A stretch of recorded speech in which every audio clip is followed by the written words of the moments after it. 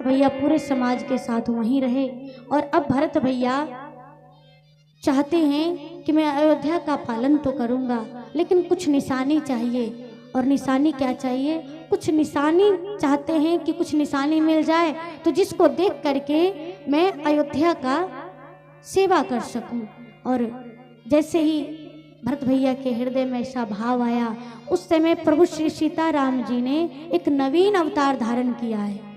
प्रभु श्री सीताराम जी जब वन में गए थे तो पादुका पहन के नहीं गए थे, और इसी बात का तो दुख था भरत भैया को कि प्रभु बिना पग में कुछ पहने वन वन विचरण कर रहे होंगे, उनको कितना कष्ट हो रहा होगा।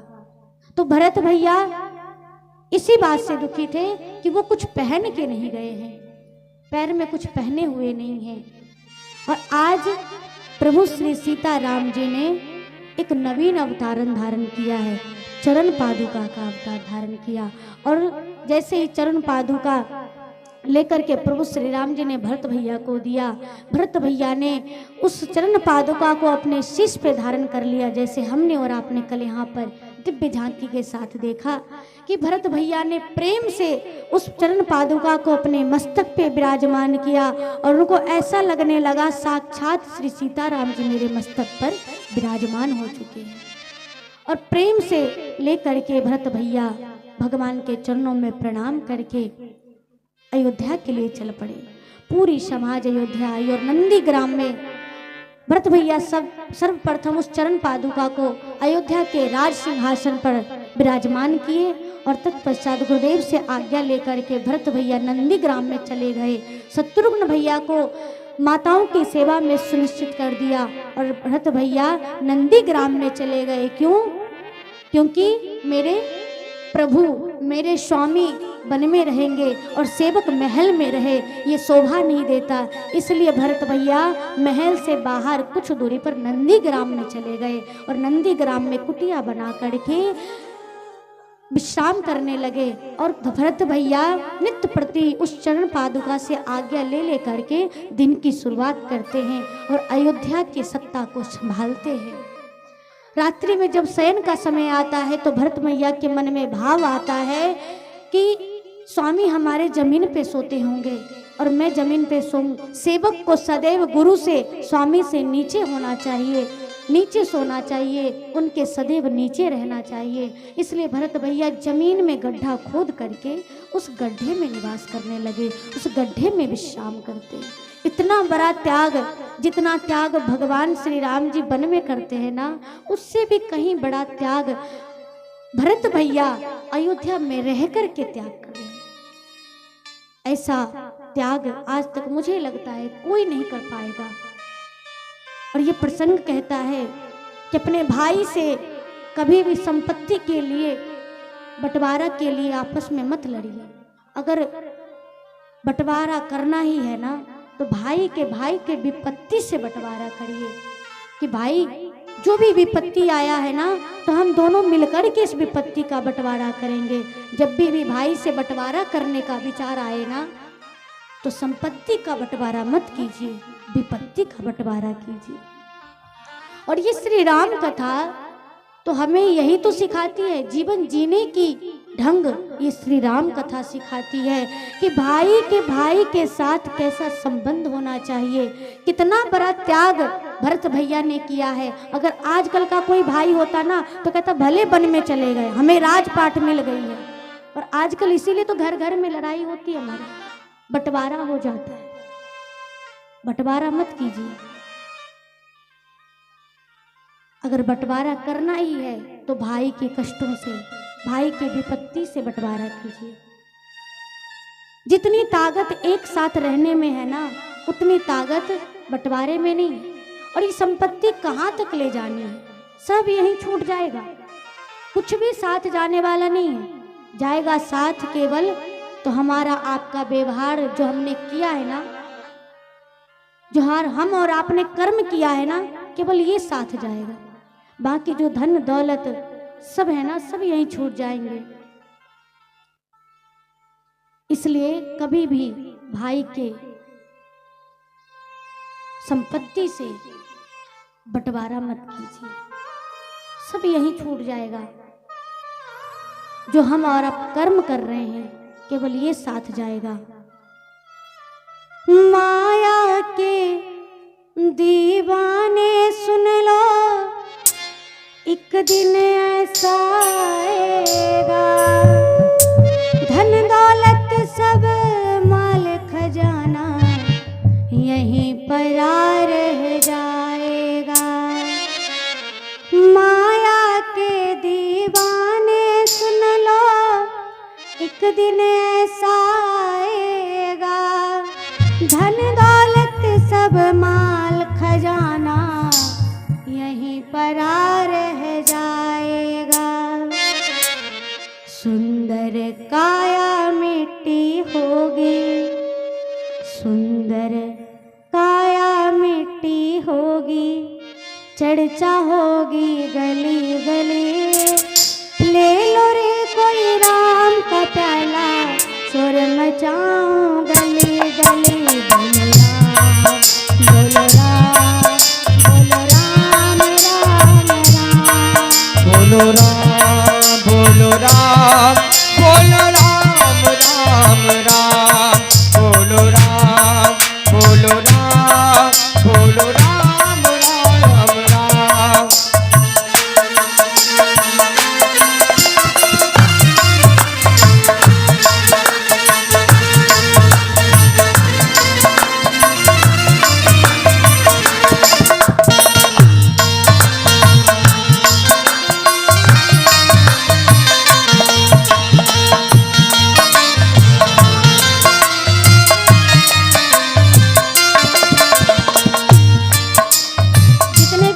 दौलत हीरे मोती जो सबने इकट्ठा किया है ना, ये किसी के साथ गया है? आज तक गया है? सब कहाँ छूट जाता है? नहीं छूट जाता है। जाता क्या है? जो हमने और आपने राम नाम रूपी जो मोती, हीरे मोती इकट्ठे किए हैं ना, केवल ये जाता है। राम नाम रूपी हीरे मोती केवल साथ में जाता है। ये जो हीरे मोती, सोने चांदी, घर द्वार, मकान, ये कुछ भी साथ जाने वाला नहीं है। ये तन भी यहीं छूट जाता है। इस तन को हम अपना मानते हैं, ये तन भी हमारा नहीं है। ये तन भी यहीं छूट जाएगा। केवल जाएगा क्या? आत्मा ऊपर जाती है।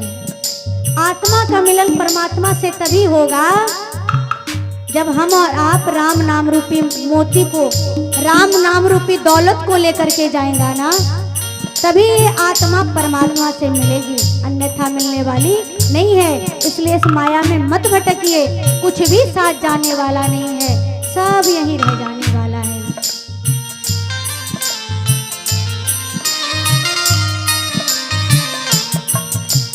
क्यों करता तू मेरा मेरा, ये तो तेरा मकान है।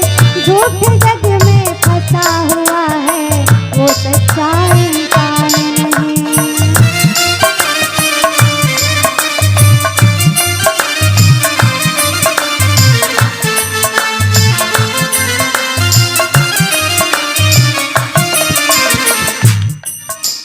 क्यों करता तू मेरा मेरा, ये तो तेरा मकान है।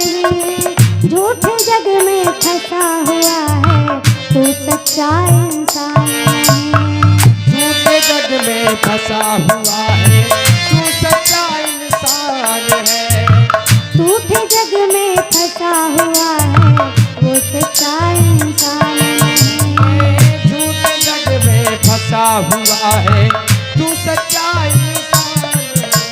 नाम नाम के हीरे मोती हो, नाम नाम के हीरे मोती मैं बिखराऊं गली गली। ले लो रे कोई राम का प्याला, शोर मचाऊं गली गली। राम का प्याला, शोर मचाऊं गली गली। बोलो राम,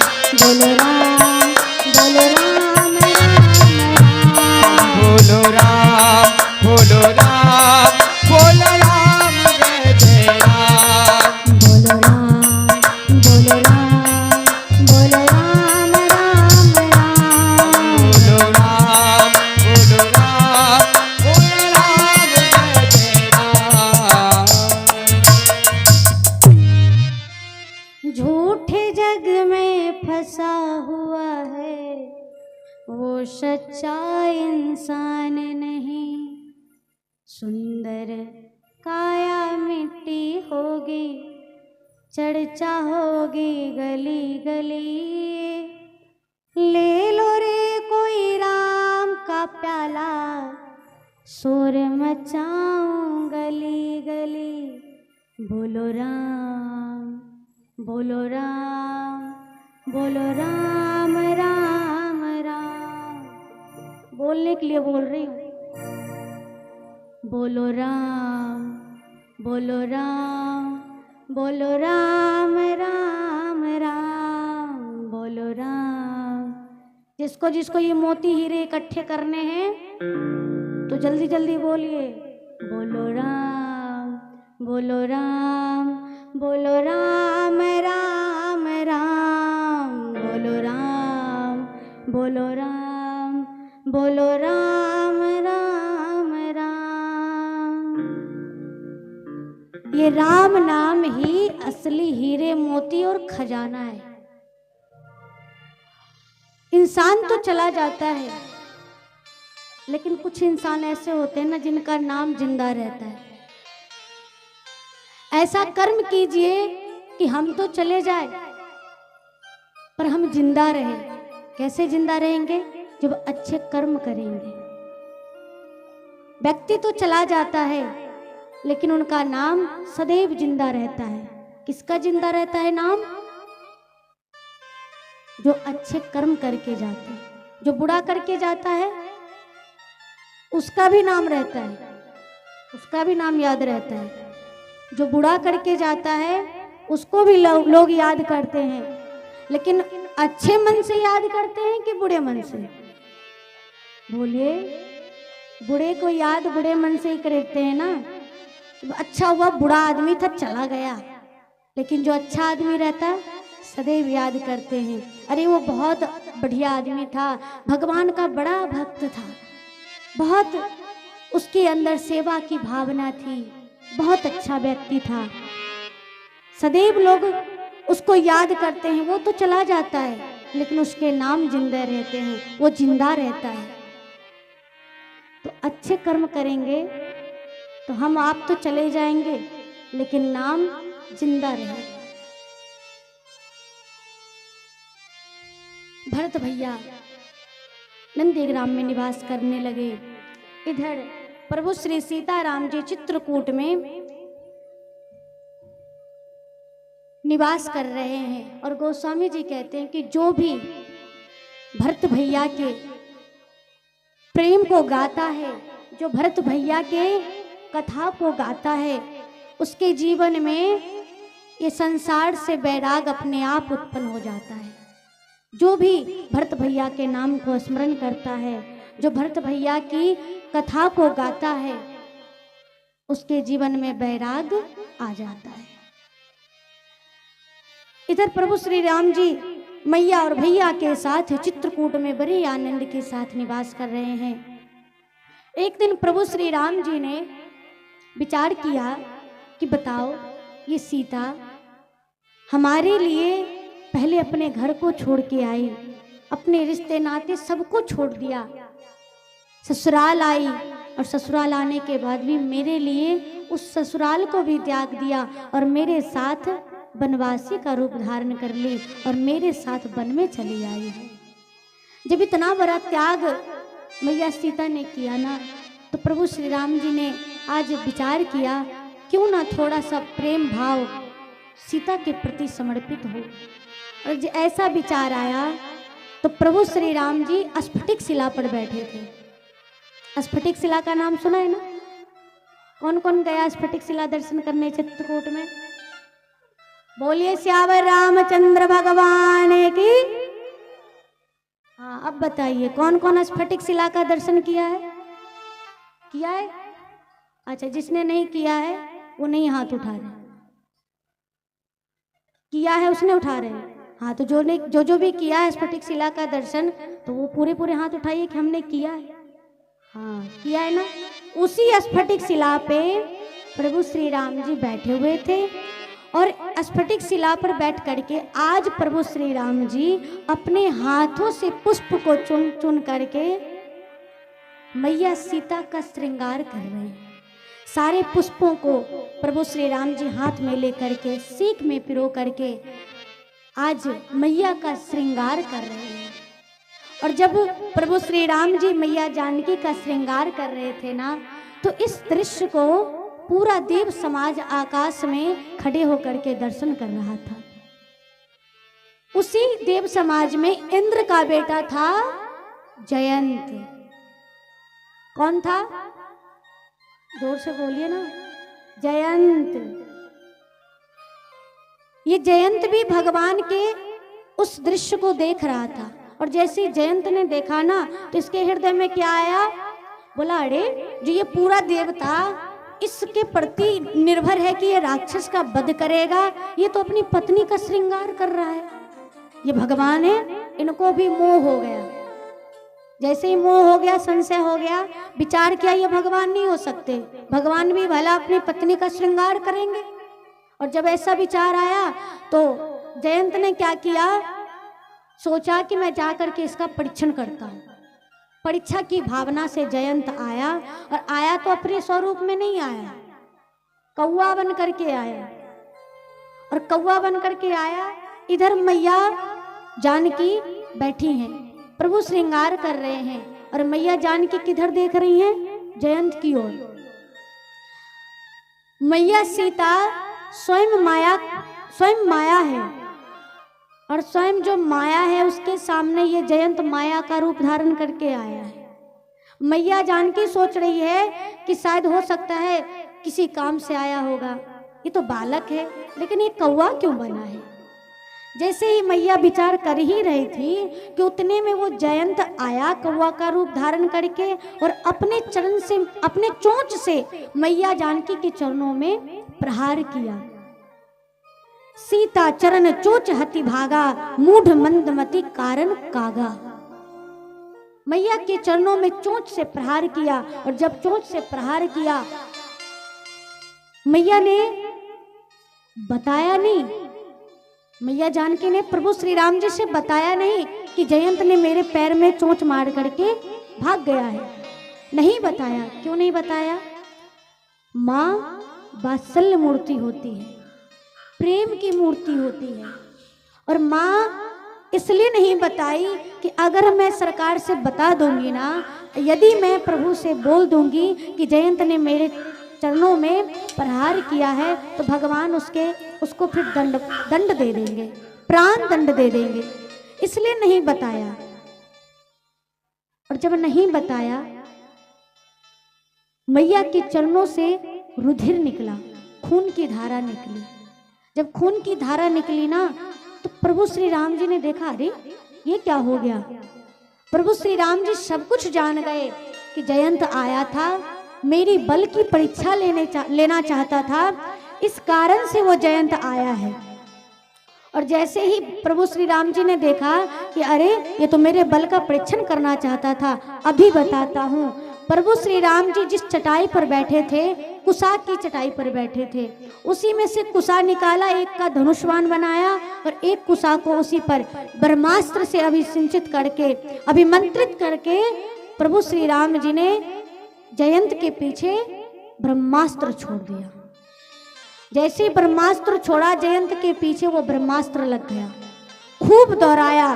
जयंत ने जैसे ही देखा अरे मेरे पीछे तो प्रभु ने ब्रह्मास्त्र छोड़ दिया है, जयंत दौड़ा दौड़ा भागा। सबसे पहले गया इंद्रलोक में अपने पिता के पास और जाकर के कहता पिताजी मेरी रक्षा कीजिए, मेरी रक्षा कीजिए। इंद्र ने कहा क्या हुआ, इतना हाथ क्यों रहा है, हुआ क्या है?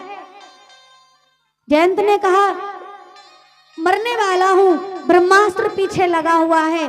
जैसे ही सुना इंद्र ने ब्रह्मास्त्र, बोला किसने छोड़ा है? बोला मैंने सीता जी के चरणों में चोंच से प्रहार कर दिया, राम जी ने मेरे ऊपर ब्रह्मास्त्र छोड़ दिया। इंद्र ने क्या किया, इंद्रदेव ने क्या किया, अपने जो स्वर्ग का दरवाजा था उसको बंद कर दिया और कहा भाग यहाँ से जल्दी, तू यहाँ रहेगा तू तो मरेगा ही मरेगा, मैं भी मारा जाऊंगा तेरे साथ, इसलिए जल्दी यहाँ से भाग, स्वर्ग मेरा खतरे में। अब आप विचार कीजिए कि जन्म देने वाला पिता ने आज राम विरोधी को नहीं रखा। जयंत जब देखा कि पिताजी मेरी रक्षा नहीं कर रहे हैं, जयंत दौड़ा दौड़ा गया ब्रह्मलोक। जैसे ही ब्रह्मलोक गया, ब्रह्मा जी पहले से तैयार, बोले जल्दी से भाग यहाँ से, नहीं तो राम जी ने तो एक ब्रह्मास्त्र छोड़ा है, दूसरा ब्रह्मास्त्र मैं छोड़ दूंगा, जल्दी से भाग यहाँ से। अब ये सोचने लगा जयंत कि अब किसके पास जाऊं। फिर सोचा भगवान भोलेनाथ के पास जाता हूं। जैसे ही भोलेनाथ के पास कैलाश पर्वत पर जाने लगे ना, भोले बाबा पहले ही अपने स्थान पर से उठ करके त्रिशूल हाथ में ले रखे थे। आ स्वागत करता हूं, मेरी मैया का तुमने प्रहार किया है, मेरी मैया को चोट पहुंचाया है, जल्दी आ। जैसे ही देखा किसी ने मेरी रक्षा नहीं किया, जयंत व्याकुल होकर के 14 भुवनों में भागता रहा और ब्रह्मास्त्र उसके पीछे पीछे दौड़ता रहा।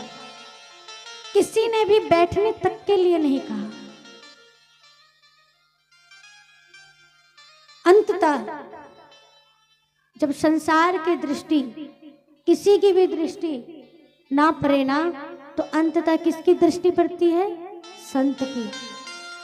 जयंत बहुत व्याकुल था जब देखा कि कोई बैठने तक को नहीं कह रहा है। 14 भुवनों में भटकते भटकते थक चुका था, लेकिन फिर भी भाग रहा है। सोच रहा है कि जैसे ही रुकूंगा ये ब्रह्मास्त्र मेरा प्राण ले लेगा। और जैसे ही व्याकुल होके भाग रहा था, नारद जी की दृष्टि पड़ी और जैसे ही नारद जी ने देखा, नारद देखा बिकल जयंता, नारद देखा बिकल जयंता, नारद देखा बिकल जयंता, नारद देखा बिकल जयंता, नारद देखा बिकल जयंता, लागी दया कोमल चित संता।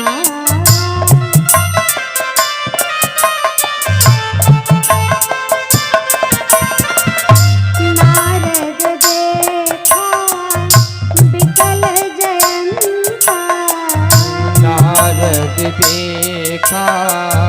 बिकल जयंता, नारद देखा बिकल जयंता, नारद देखा बिकल जयंता, लागी दया कोमल चित संता,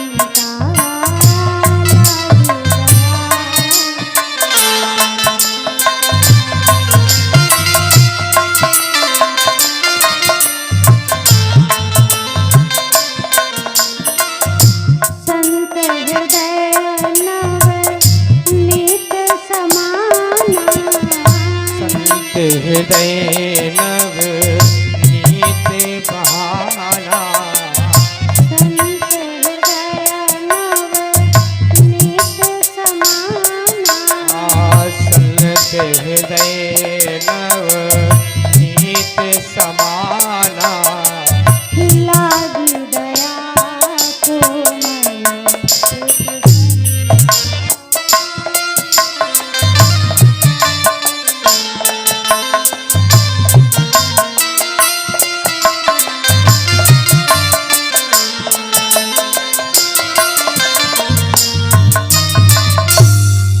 नारद जी की दृष्टि पड़ी और जैसे ही नारद जी ने देखा, कहा रे जयंतवा यहाँ सुन। जयंत ने कहा नहीं रुकूंगा। कहा क्यों नहीं रुकोगे? बोला जैसे ही रुकूंगा मेरे पीछे ब्रह्मास्त्र लगा है, जैसे ही रुकूंगा मर जाऊंगा, इसलिए नहीं रुकूंगा, बिल्कुल मत रोकिए मेरे को। नारद जी ने कहा रुको तो, ये ब्रह्मास्त्र तुम्हें नहीं मारेगा। जयंत ने कहा इतने दिनों से ना ब्रह्मास्त्र मेरे पीछे लगा है, तो मैं जानता हूँ, आपके पीछे नहीं लगा है, मैं जानता हूँ, इसलिए बिल्कुल मत रोकिए। जैसे ही रुकूंगा टप से मार डालेगा, बिल्कुल मत रोकिए। नारद जी ने कहा रुको तो, मैं कहता हूँ ये ब्रह्मास्त्र तुमको नहीं मारेगा। जयंत रुका। जैसे ही रुका, पीछे जयंत के पीछे वो ब्रह्मास्त्र भी रुक गया। एक हाथ की दूरी पे वो ब्रह्मास्त्र भी रुक गया। नारद जी ने कहा देखो, अगर मारना चाहता ना ये ब्रह्मास्त्र तो तुमको तभी मार दिया होता जब तुम पिताजी के पास जाकर के खड़े भये थे ना, तो ये ब्रह्मास्त्र तुमको उसी समय मार देता। उसके बाद तुम ब्रह्मलोक में गया, ये चाहता तो उसी समय तुमको मार देता, लेकिन ये ब्रह्मास्त्र तुमको मार